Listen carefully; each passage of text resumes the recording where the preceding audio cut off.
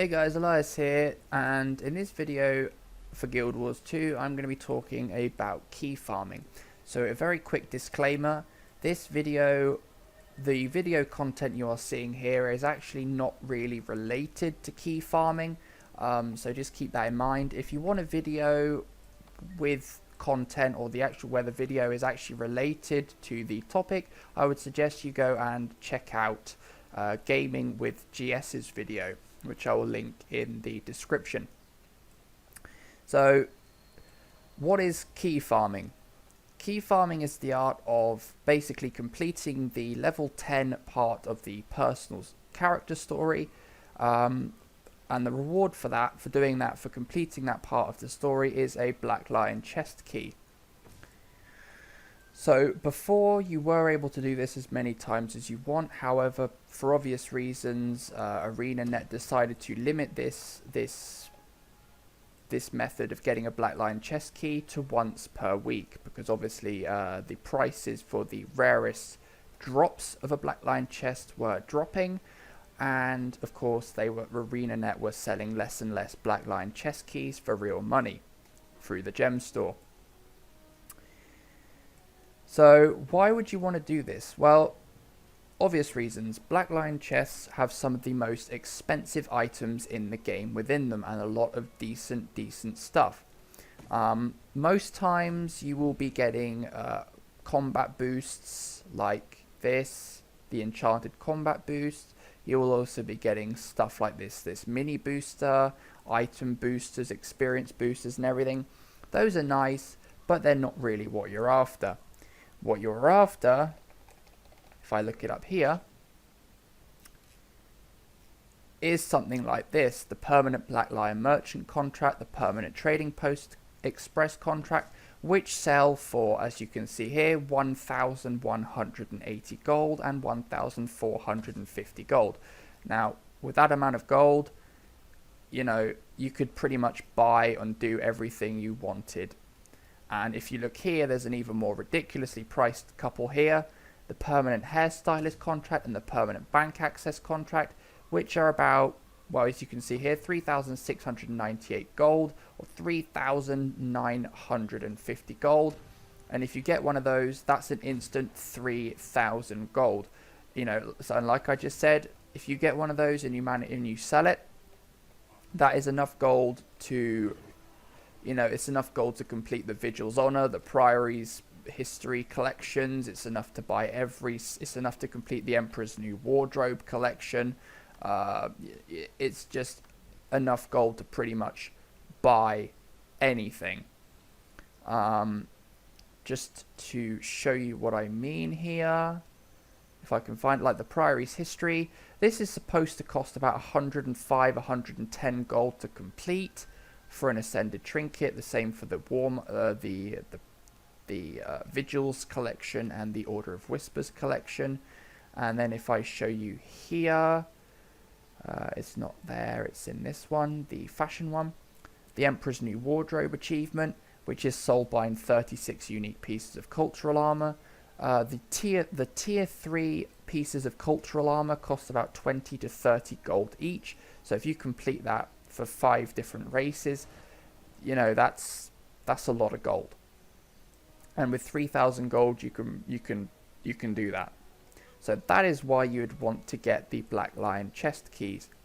You can also get things called Black Lion claim ticket scraps and Black Lion claim tickets. Now, the claim ticket scraps, once you save up 10 of them, you can exchange it for a claim ticket, and these claim tickets are used to purchase skins.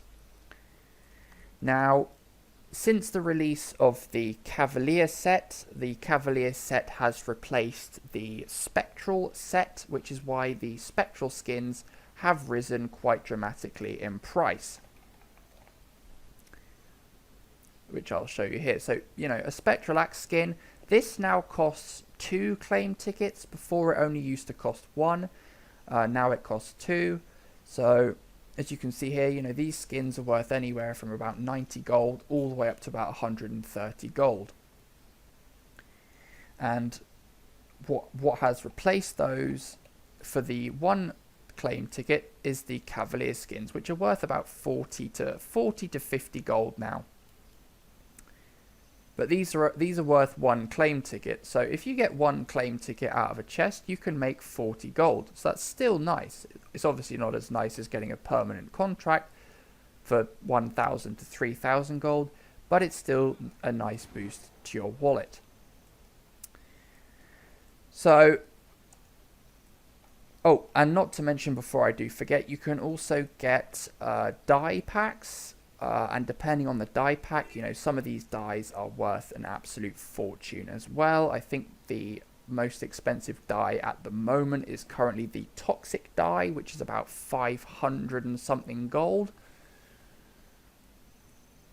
Oh no, it's gone up in price. No, it's the Shadow Abyss die for 722 gold. Now, I'm not sure if you can actually get some of these from Black Lion chests anymore, but you can definitely get some of the most expensive ones, which range in between about 50 and 150 gold. You can also get total makeover kits and various other things that you would usually have to buy with gems. So that sums up why you would want to do a key farm. Now the question is how to do key farming. Well, how to do key farming is quite easy. It requires you to have a free character slot. So if you don't have one, you might want to buy one or delete a character you don't play anymore. But it requires you to have a free character slot. Then what you want to do after that is the easiest way to get the key and the easiest story path to complete is to create a human character, because they have the quickest storyline, and also you want to go for a commoner rather than a noble, as again the commoner has an even quicker story path. Now the question is, how do you get to level 10 and what is the quickest way to complete the storyline? Now for level 10 it is very easy.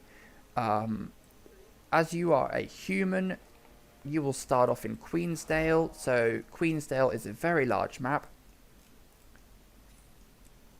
So I'll show you here. You know, there are 17 Karma Hearts to do. There are 7 hero points, 16 waypoints, 9 vistas, and 21 points of interest. Now, and once you get the full map completion, that will also give you a nice lump of XP and a few transmutation charges, or even another Black Lion chest key. So you could always complete Queensdale for your level 10.